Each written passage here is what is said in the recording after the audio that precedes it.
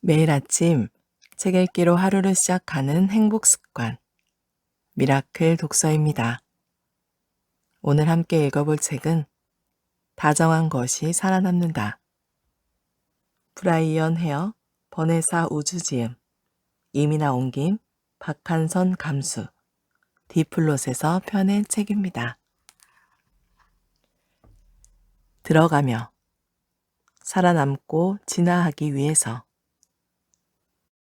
1971년 브라운대 토피카 교육위원회 재판에서 인종분리학교는 위헌이라고 판결한 지 17년이 지나서도 전국 학교들은 여전히 혼란스러운 상태였다.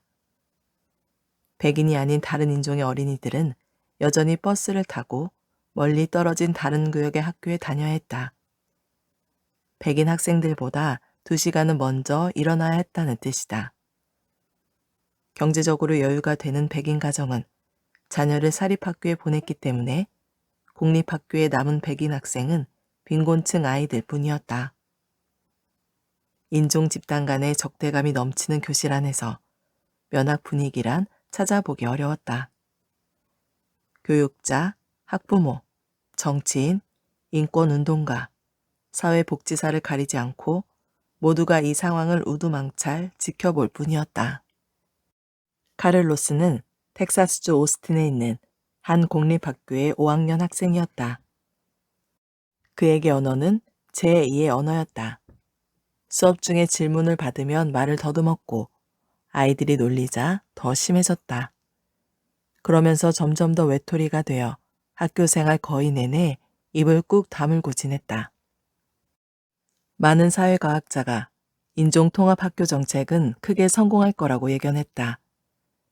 교실 안 모든 어린이가 평등해지면 백인 어린이들이 학교 안의 유색인종뿐만 아니라 살면서 만나게 될 다른 인종의 사람도 차별하지 않는 성인으로 성장할 것이며 백인이 아닌 다른 인종의 어린이들은 성공적 미래의 기틀이 될 인류 교육을 받을 수 있을 것이라고 생각했기 때문이었다. 하지만 심리학자 엘리엇 에런슨이 카롤루스와 그 부부들을 조사해보니 근본적 문제 하나가 눈에 띄었다. 인종통합학급이라고는 하나 학급 내 어린이들이 평등하지 않다는 점이었다. 백인 어린이들이 다른 인종 학생들에 비해서 학과 공부든 준비물이든 더 잘 준비했고 휴식의 질도 더 좋았다. 다른 인종의 학생을 가르치는 것이 처음이었던 대다수의 백인 교사들은 이 새로운 환경에서 무엇을 어떻게 해야 할지 몰라 쩔쩔맸다. 카를로스가 학생들 사이에서 놀림거리가 되는 것을 본 담임교사는 카를로스가 최대한 주목받지 않도록 아무것도 시키지 않았고 되레 카를로스는 더 고립되었다. 그런가 하면 다른 인종 학생들을 아예 교실에 들이고 싶어 하지 않는 교사들도 있었다. 그들은 못된 백인 학생들이 다른 인종의 학생을 놀려대는 행동을 장려하진 않았지만 그렇다고 따로 조치를 취하지도 않았다. 전통적 학급 환경에서는 어린이들이 교사의 인정을 받기 위해서 끊임없이 경쟁한다. 이 내재적 갈등 구조, 즉 한 어린이의 성공이 다른 학생들에게 위협이 되는 구조가 해로운 환경을 조성할 수 있는데 인종통합학교 정책은 이 문제를 더 악화시킬 가능성도 있었다. 이미 몇 년째 그 학교를 다니고 있던 많은 백인 어린이는 다른 인종 어린이들을 친입자, 심지어는 열등한 친입자로 여겼다. 따라서 다른 인종 어린이들이 백인 아이들의 적대감의 위협을 느낀 것은 당연한 일이었다. 에런스는 카를로스의 담임교사에게 새로운 수업법을 제시했다. 교사가 재판장처럼 일부 학생을 선택해 질문을 던지고 나머지는 소외시키는 수업이 아니라 학생 한 명 한 명에게 각각 학습 단원의 일부분을 전달하고 그 부분에 대한 권한을 부여하는 방식의 수업이었다. 카를로스의 반에서는 언론인 조지프 필리처에 대한 수업이 진행되었다. 에런스는 반을 6모둠으로 나누었다. 카를로스가 속한 모둠원들은 각각 필리처의 일생 가운데 한 시기씩 맡아 공부했고 지식 나눔 시간을 진행하고 나서는 플리처 일생에 대해 시험을 보기로 했다. 카를로스는 플리처의 중년 시기를 맡았다. 발표할 차례가 된 카를로스가 평소처럼 말을 더듬자 다른 학생들이 멍청이라고 부르면서 놀려댔다. 에런슨의 조수가 대수롭지 않은 듯 말했다. 그런 말을 하고 싶으면 해도 돼요. 근데 그게 플리처의 중년에 대해 배우는 데에는 도움이 되지 않겠죠? 이제 20분 뒤에 플리처의 일생에 대해서 시험을 칠 거예요.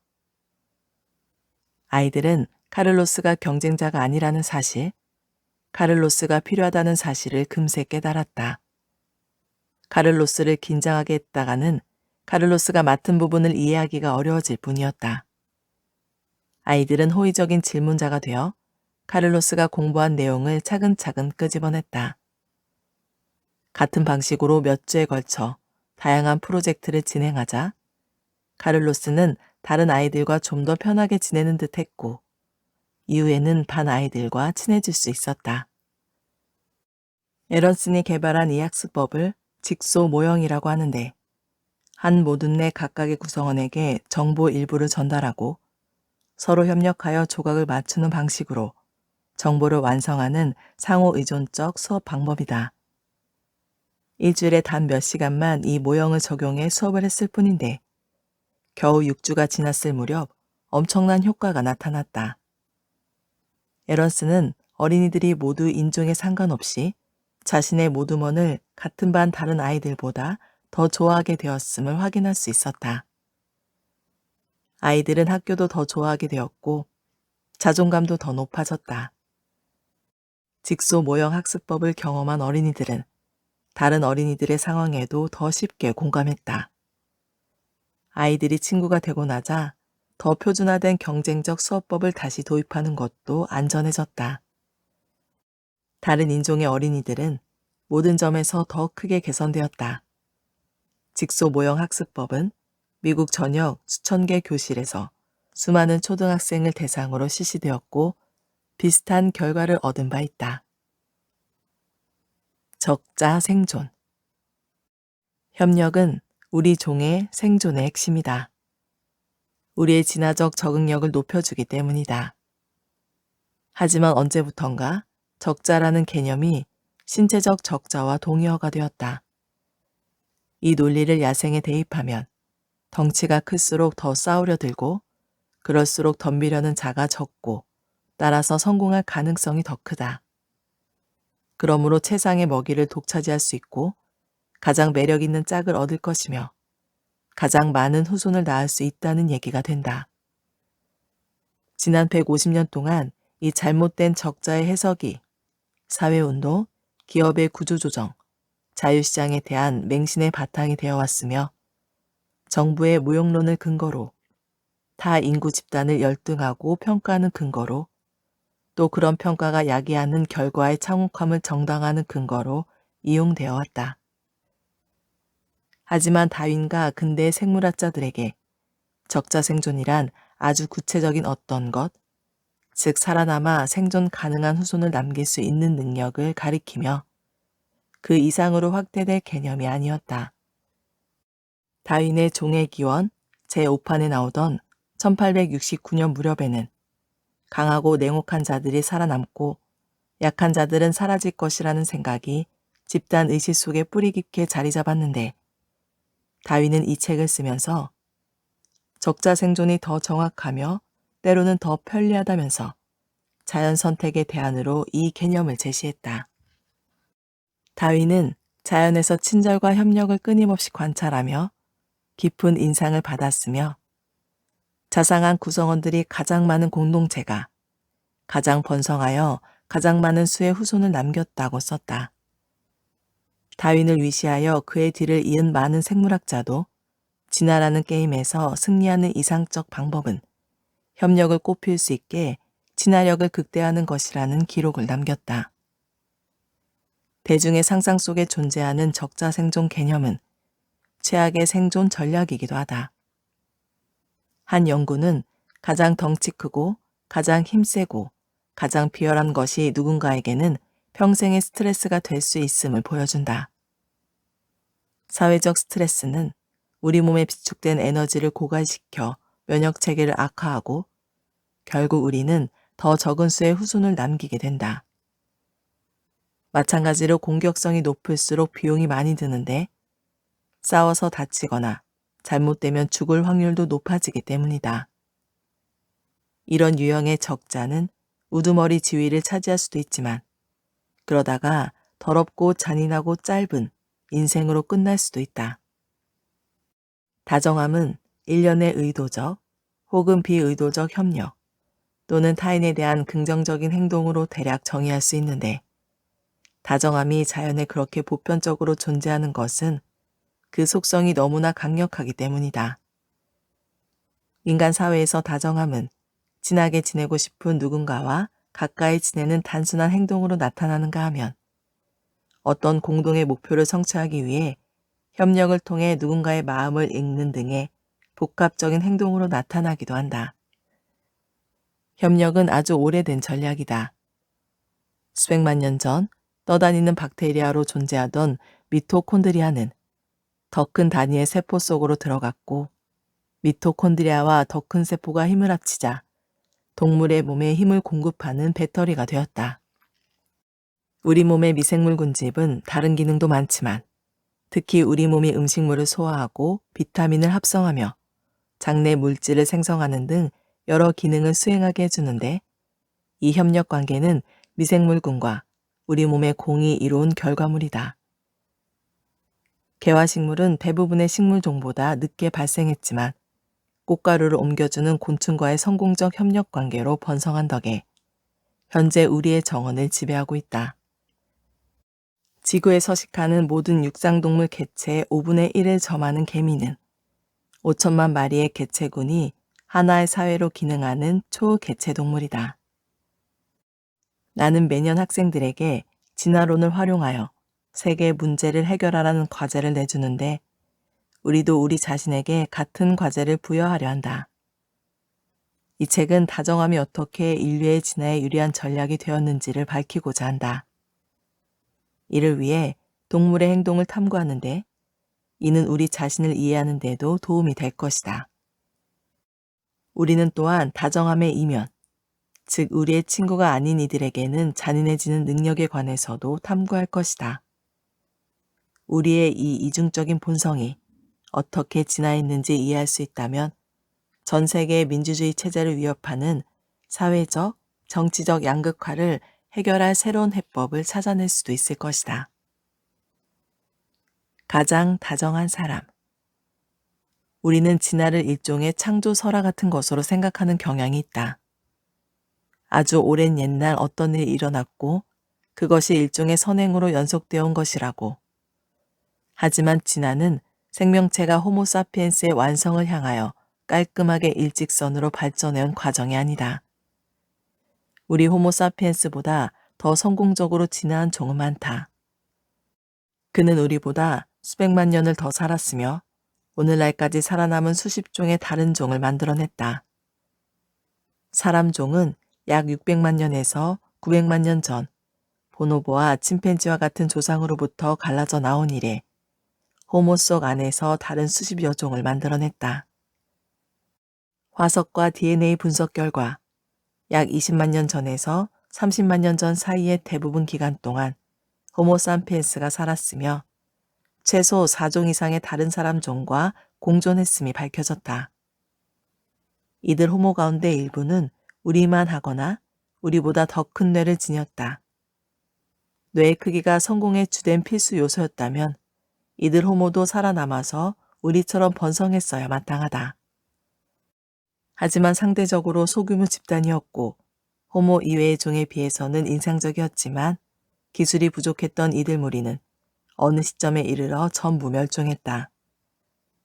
사람종 가운데 우리가 유일하게 큰 뇌를 지닌 종이었다고 해도 화석 기록에 우리가 등장한 시기와 우리의 인구와 문화가 폭발적으로 발전한 시기 사이인 적어도 15만 년의 빈틈은 여전히 해명되지 않았다.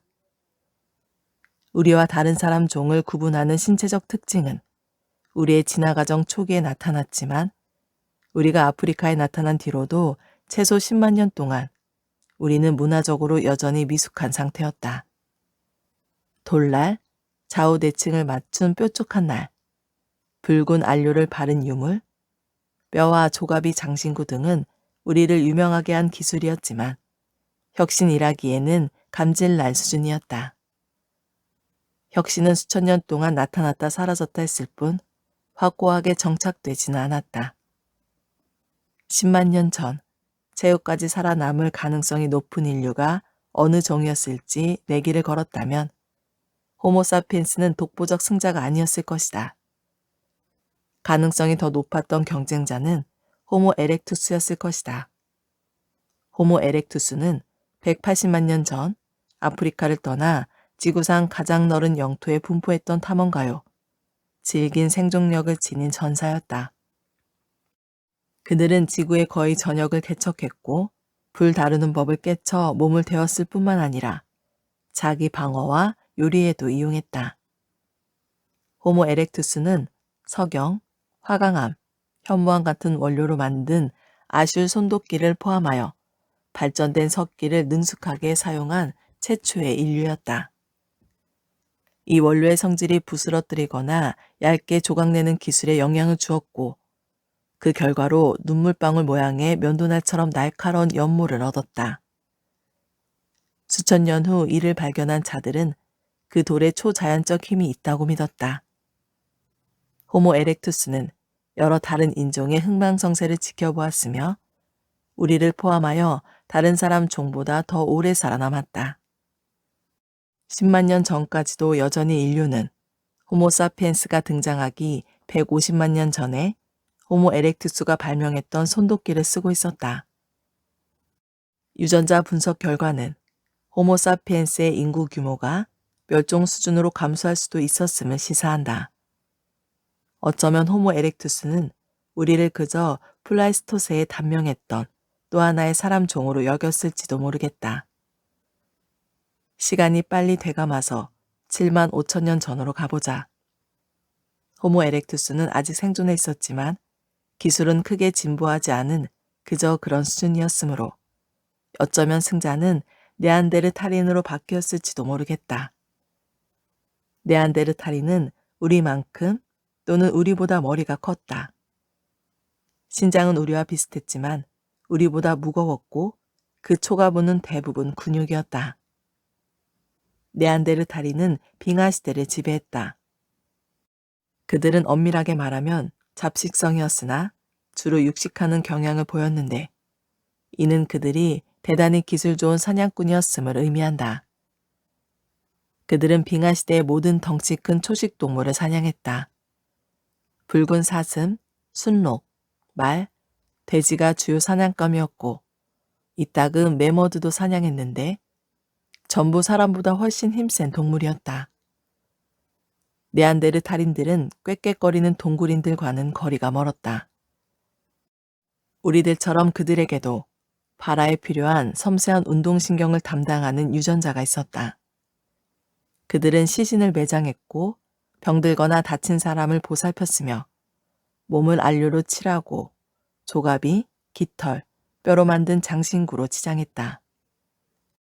유적지에서 발견된 한 네안데르탈인은 노련한 솜씨로 잡아 늘린 가죽 조각을 성글게 꿰맨 옷을 입고 있는데 3,000개에 달하는 진주 장식이 달려 있었다.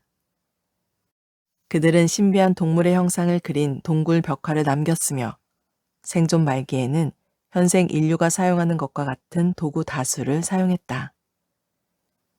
네안데르탈인이 호모사피엔스와 처음 만났을 무렵 그들 무리는 가장 큰 규모였다.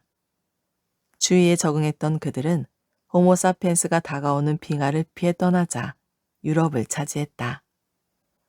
7만 5천 년 전의 불확실한 기후 조건에서 앞으로 1,000년 동안 누가 살아남을지 돈 내기를 한다면 가장 승률 높은 종은 네안데르탈인이었을 것이다. 하지만 5만 년 전에 이르면 대세는 호모사피엔스에게 유리하게 바뀐다. 호모 속의 모든 종이 100만 년 이상 아슐 손도끼의 도움을 받는 동안 우리 호모사피엔스의 연장통은 훨씬 더 복합적으로 발전했다. 우리는 네안데르탈인의 나무창에 약 60cm 길이의 자루를 부착하고 1m에 달하는 날카로운 화살 같은 투창기로 개선했다. 투창기 끝에는 보통 뾰족하게 벼린 돌이나 뼈를 부착했고 한쪽 끝부분에는 구멍을 내서 투창기 자루를 꽂아서 쏘았다. 이 무기는 반려견과의 공놀이에 사용하는 장난감 첫 입과 동일한 물리법칙으로 작동한다. 아무리 힘센 사람이라도 창을 손으로 던지면 대개는 몇 미터 이상 날아가지 않을 것이다. 투창기는 자루에 축적된 에너지를 이용해 시속 160km 이상의 속도로 약 1km 거리까지 발사할 수 있었다. 투창기는 사냥의 일대 혁명을 일으켰다. 사람과 비슷한 덩치의 초식동물 외에도 하늘을 날고 헤엄치고 나무를 타는 짐승을 사냥할 수 있었으며 육중한 발에 밟히거나 엄니에 찔릴 위험 없이도 매머드를 죽일 수 있었다. 투창기는 방어 능력에서도 큰 혁명을 일으켰다. 우리는 검치호나 호전적인 사람에게도 창을 발사하여 안전한 거리로도 부상을 입힐 수 있었다. 호모사피엔스는 무기용으로 사용할 뾰족한 날과 조각용 연모, 절상용 날, 구멍 뚫는 날을 제작했다. 뼈로 만든 작살, 낚시에 쓰일 그물, 조류나 덩치 작은 포유류를 사냥할 덫도 만들 줄 알았다. 막강한 사냥 기량을 가졌음에도 중간 포식자 이상은 되지 못했던 네안데르탈인과는 달리 웬만한 포식자의 공격에도 끄떡없을 신기술로 무장한 호모사피엔스가 최상위 포식자 지위를 차지했다. 우리 호모사피엔스는 위험을 무릅쓰고 아프리카를 떠나 빠른 속도로 유라시아 전역으로 퍼져나갔고 몇천 년 안에 멀게는 오스트레일리아까지도 들어갔던 것으로 보인다. 이 위험천만한 횡단을 위해 우리 사람종은 무기한 여행을 위한 계획을 세우고 음식을 꾸리고 예기치 못한 고장에 대비하며 낯선 사냥감을 포획할 때 사용할 도구를 챙겨야 했고 바다에서 마실 물을 채워 넣는 것처럼 예상 가능한 문제도 해결해야 했을 것이다. 뱃사람들은 아주 사소한 사항까지 놓치지 않고 주고받을 정도로 의사소통이 가능해야 했으므로 일부 인류학자는 이 무렵에 우리의 언어가 이미 완성 단계였을 거라는 가설을 제시하기도 했다. 무엇보다 인상적인 것은 이들 뱃사람이 수평선 너머에 무언가가 있으리라는 추론을 했다는 점이다. 어쩌면 철새의 이동 패턴을 관찰했거나 멀리서 산불 연기가 나는 것을 보았을 수도 있다. 그렇다고 하더라도 수평선 너머에 어딘가가 있다는 생각은 상상을 해야 가능한 일이다. 2만 5천 년 전에 이르면 승사는 단연 호모사피엔스에게로 기운다. 호모사피엔스는 유목생활 대신 영구 거주지 성격을 띠는 막사를 짓고 수백 명이 모여 살았다. 막사는 도살하는 곳, 조리하는 곳, 잠자는 곳, 쓰레기 버리는 곳 등 기능별로 구획하여 분리되었다. 배불리 먹을 수도 있었다. 찢거나 빻는 도구가 있어 독성 때문에 버렸을 식물을 처리해서 식재료로 만들 수 있었고 또 음식을 익히거나 구울 수 있는 불덩이와 화덕이 있었으며 보릿고개를 대비해 음식을 비축하는 기술이 있었다. 우리가 가죽을 몸에 두르거나 느슨하게 묶어서 걸치는 것이 아니라 진짜 옷을 입을 수 있었던 것은 짐승뼈로 만든 가느다란 바늘 덕분이었다. 몸에 딱 맞는 포근한 방한복이 있다는 것은 우리가 고열량을 필요로 하는 신체로 발달한 네안데르탈인보다 추위를 잘 견딜 수 있었다는 뜻이다. 이렇게 모든 상황에 든든하게 대비한 우리는 온몸이 얼어붙은 빙하기에도 북쪽으로 올라갈 수 있었고 나아가 아프리카 대륙까지도 진출할 수 있어 장거리 원정에 나선 최초의 인류가 되었다. 하지만 후기 구석기 시대로 분류하는 이 시기의 놀라운 점은 무기의 발명과 생활 조건의 향상뿐이었다는 점뿐만이 아니었다. 이 시기에는 우리 종 특유의 인지 형식의 근거, 특히 사회적 관계망의 확장이라는 특성도 나타나기 시작했다. 일부 사람이 장신구로 사용했던 동물의 이빨이나 호박 또는 조가비로 만든 장신구가 내륙의 활동 지역으로부터 수백 킬로미터 이내 범위에서 발견되었는데 이는 그 물건이 실용적 가치는 없지만 먼 곳까지 운반할 가치가 있었거나 아니면 인류 최초의 무역로로 여행하면서 만난 누군가에게서 획득한 것임을 시사한다. 우리 종이 바위에 그린 동물 그림은 무척 정교했는데 바위의 울퉁불퉁한 부분을 동물 몸의 윤곽으로 삼아서 그림에 입체적 효과를 줄 정도였다. 불빛을 받으며 8개의 다리로 질주하는 듯 묘사된 동물 벽의 들소는 영화의 원형이라고 해도 될 법하다. 우리 종의 그림은 청각적 묘사도 뛰어나다. 말의 입에서 힝 울음소리가 들리는 듯하고 사자의 표효가 느껴지며 코뿔소 둘이 머리를 맞댄 장면에서는 뿔 부딪히는 소리가 들리는 듯하다. 우리는 실물을 모방했을 뿐만 아니라 사자 머리 여인, 들소 몸뚱이의 사내 등 신화적 생명체를 상상해서 그리기도 했다. 이러한 모든 것은 행동의 현대화를 의미한다. 우리 종은 현생 인류처럼 생겼고 현생 인류처럼 행동했다. 우리 종의 문화와 기술이 갑자기 다른 어떤 사람 종보다도 훨씬 더 강력하고 우월하게 도약한 것이다. 하지만 어떻게? 우리 종에게 무슨 일이 일어난 것이며 그 일은 왜 우리 종에게만 일어났을까?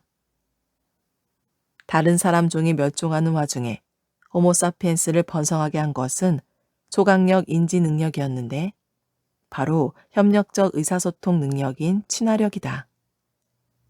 우리는 한 번도 본 적 없는 누군가와 하나의 공동 목표를 성취하기 위해서 함께 일할 수 있다. 알다시피 침팬지의 인지 능력도 많은 면에서 우수하다. 우리와 침팬지는 수많은 유사성을 보이지만 크게 차이나는 한 가지 능력이 있다.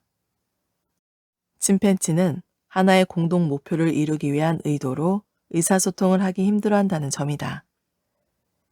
이는 침팬지가 똑똑하기는 해도 서로 행동을 맞추고 각기 다른 역할을 맡아 협력하고 새로운 아이디어를 전달하거나 물려줄 능력이 없으며 심지어는 몇몇 기본적인 요구 이외에는 의사소통조차 할 수 없음을 의미한다.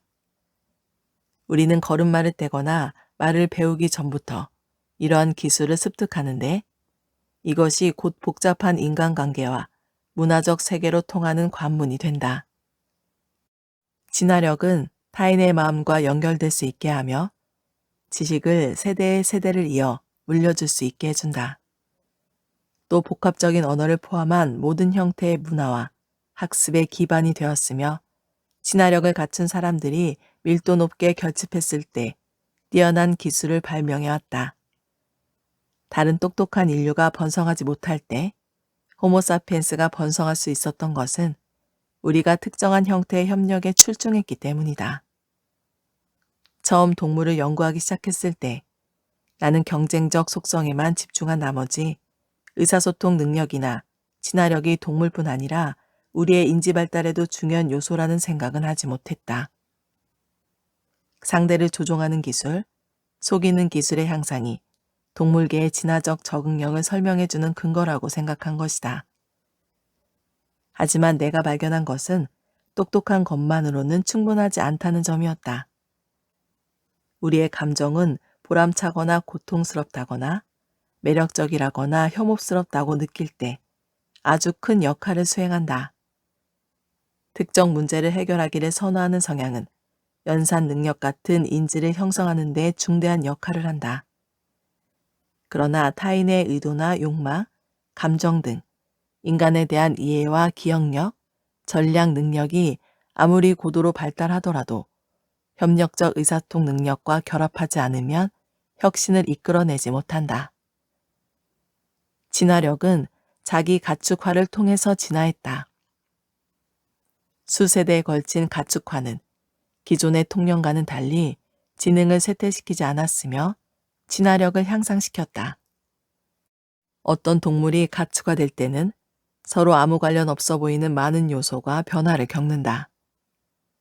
가축화 징후라고 불리는 현상의 변화 패턴은 얼굴형, 치아 크기, 신체 부위별로 각기 다른 피부색에서 나타난다.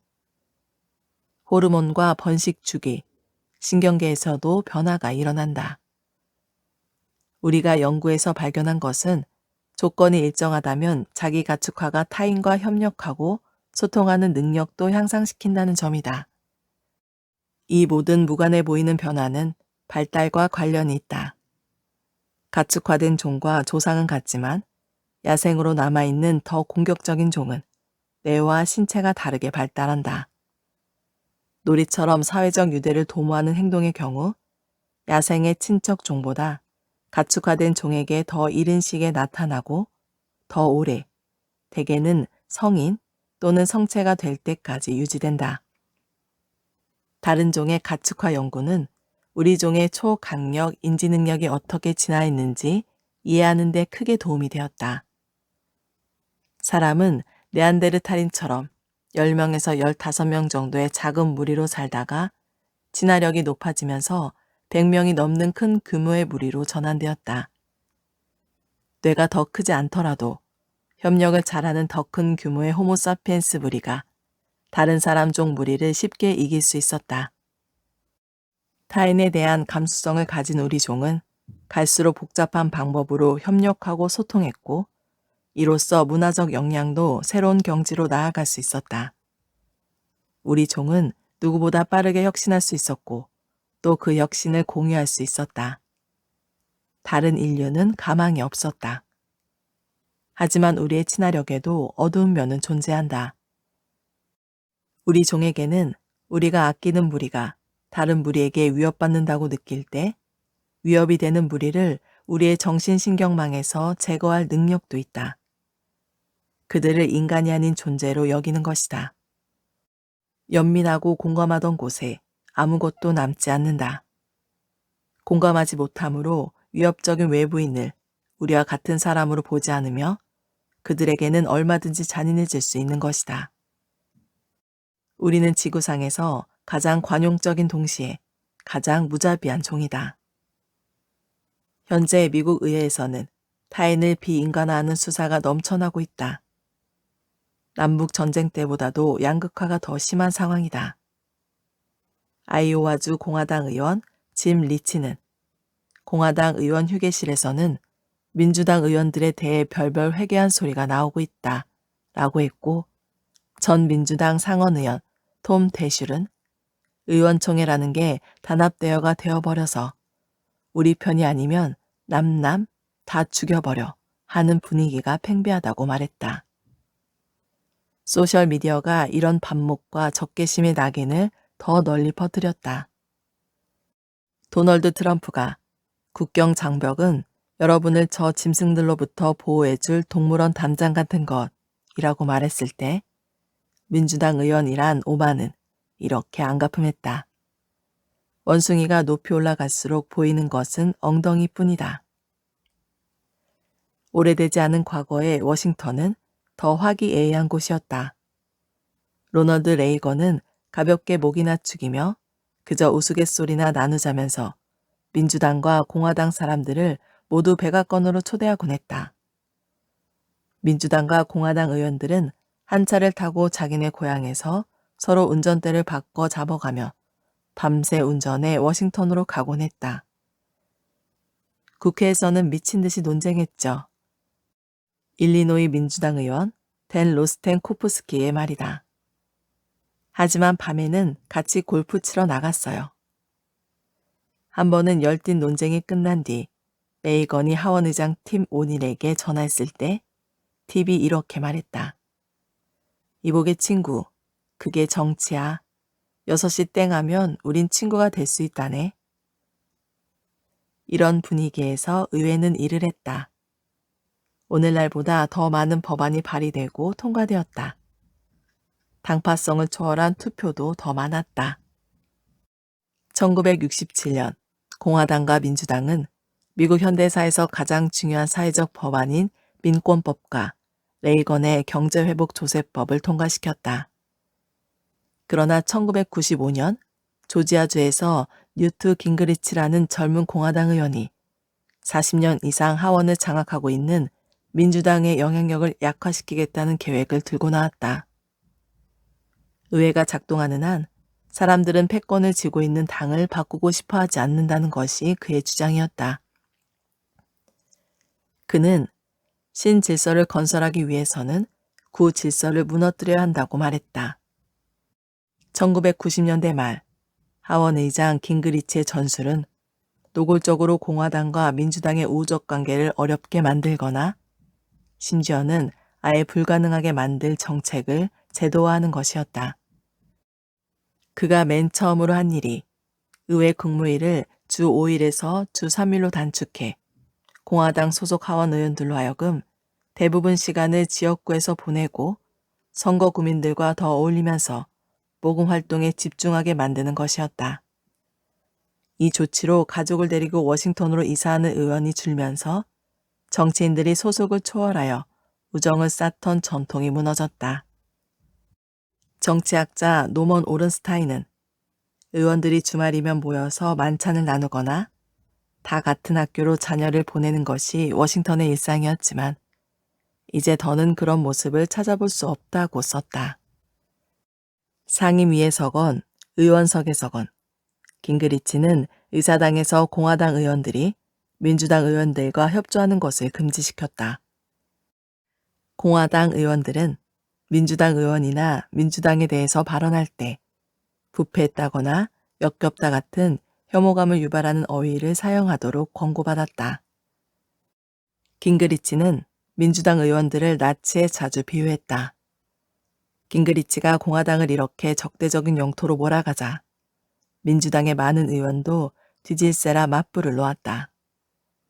마쿠 협상 같은 것은 사라졌고 초당파적 모임이며 회의도 없어졌다. 깅그리치가 도입한 하원의 규범이 결국에는 상원까지 접수했다. 조 바이든이 존 맥케인과의 관계에 대해서 한 말은 그때의 분위기를 잘 보여준다. 1990년대에 존과 나 둘 다 논쟁에 참여하곤 했죠. 우린 민주당 쪽으로든 공화당 쪽으로든 건너가서 글자 그대로 옆에 나란히 앉아서 얘기를 나눴는데 그걸 질책하더군요. 양당 지도부가요. 논쟁 중에 그런 식으로 말을 걸고 친한 티를 내면 어쩌나는 거죠. 1990년대 깅그리치 혁명 이후의 일입니다. 지도부는 우리가 같이 있는 걸 원치 않았어요. 그때부터 분위기가 바뀐 겁니다.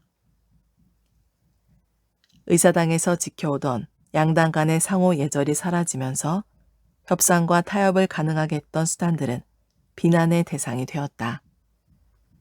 여당이 정치적 계산하에 정부 예산을 특정 지역구에 투입하는 사업인 포크 배럴은 낡은 관행이 되었다. 쓸모없는 관행으로 보일 수도 있지만 일반적으로 포크 배럴이 중대 법안을 관철하는 데 결정적 역할을 해온 것은 사실이다. 정치학자 션 켈리는 2010년에 포크 배럴 예산 집행 금지안이 의회를 움직이게 하는 기여를 잠가버렸다고 생각한다. 이 금지안이 시행된 뒤로 매년 통과되는 법안 수가 100건 넘게 감소했다.